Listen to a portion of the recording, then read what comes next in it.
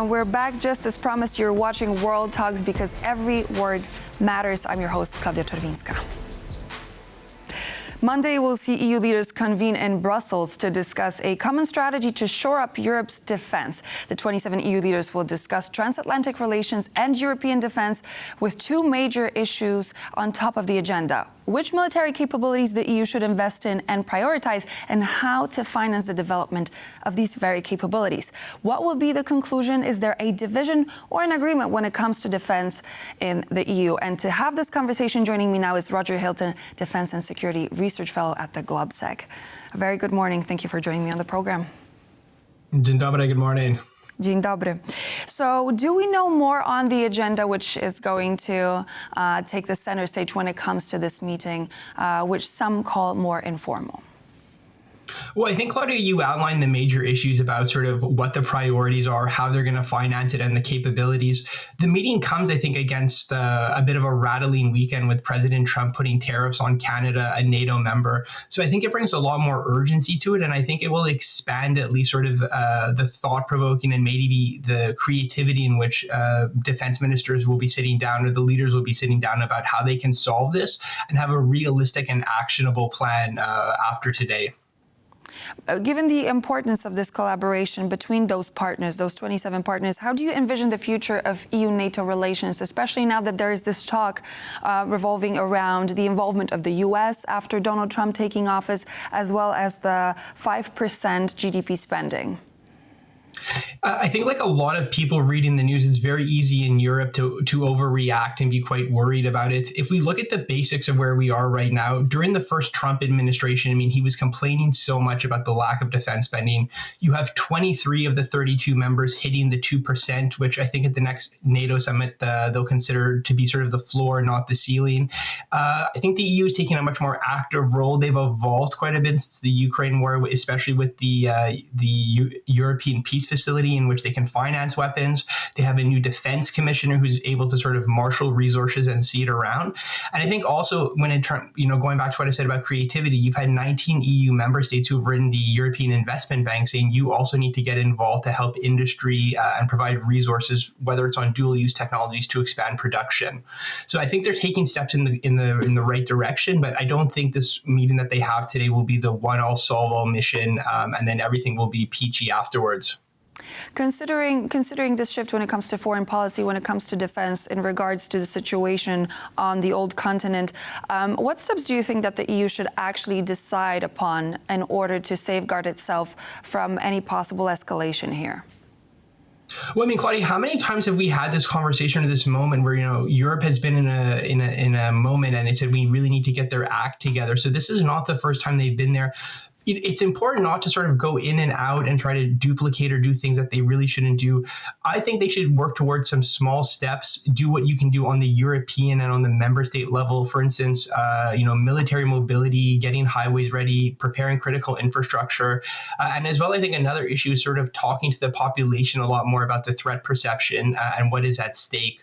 So, I mean, if you look at all the EU member states, the main problem is not just the political instability that's sort of circulating the continent at the moment. You have elections in Germany coming up. France is very unstable for a certain degree. There's a lot and then of you instability. see, so you mean there's no one unifying threat that there is in NATO. So I think, as I said, small piecemeal, one step at a time to make progress. And as I said, involving everybody, in this entire holistic process is the way to go.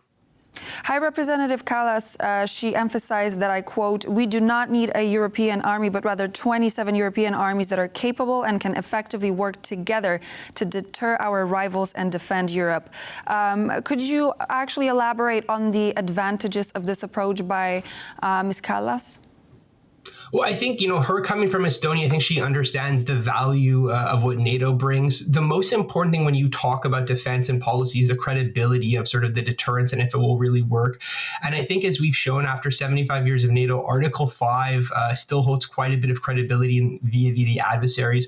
And if you look at the European equivalent, Article 42.7, it hasn't been tested on a large scale. There's been no real command and control exercises about if it will really work.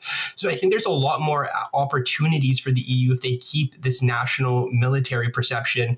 There can be military capacity building missions.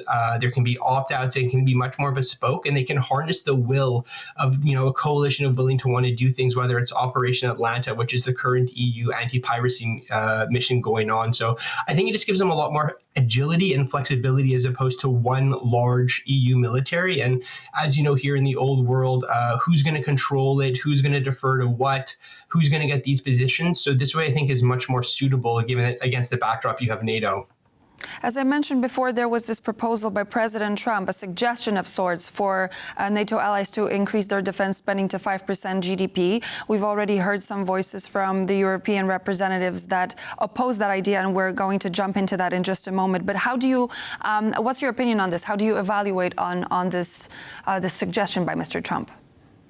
I mean, it's obviously, I don't want to say it's a ludicrous request, but I mean, if you look at the current realms of defense spending, I mean, the United States is spending 3.4%. And, the stagnation and sort of the lack of high productivity on the European side makes it a very, very challenging issue to come across. I mentioned earlier that you've had more EU members hitting the 2% floor, but I think it's more realistic that if Trump is coming in so high at 5%, they're looking somewhere between 3 and 3.5% to settle on a higher level. Europe needs to spend more on defense. There's economic opportunities. There's innovation opportunities.